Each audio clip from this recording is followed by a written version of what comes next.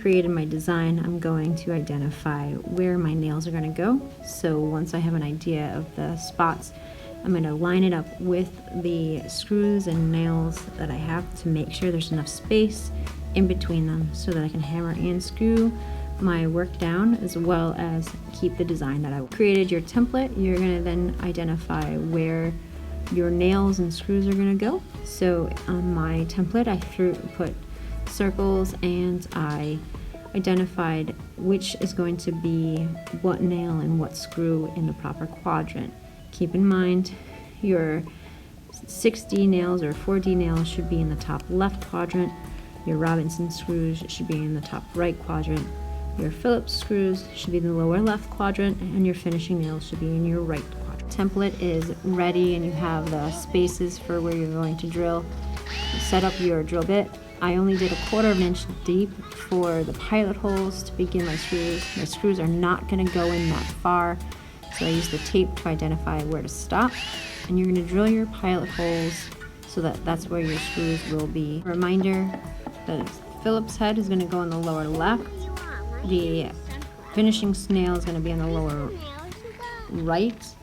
You're going to make sure that you're using the hammer in the proper position when you're hammering your finishing nails or any other nail. I usually start out in the beginning with my hand on the top just to get it started. Be careful when you are nailing. Make sure your hands are out of the way. You might nail on your finger. And once again, don't go that far in. You're using the height of the nail and the screws to wrap the string around it. My hand is at the lower part of the actual hammer for more leverage in order to hammer it in. To drilling or screwing in, you're going to use your socket screwdriver, and the Robertson once again is being used. Only go until your threads are no longer visible. That's the depth of the screw. The rest of that part could be left so that you wrap the string around it.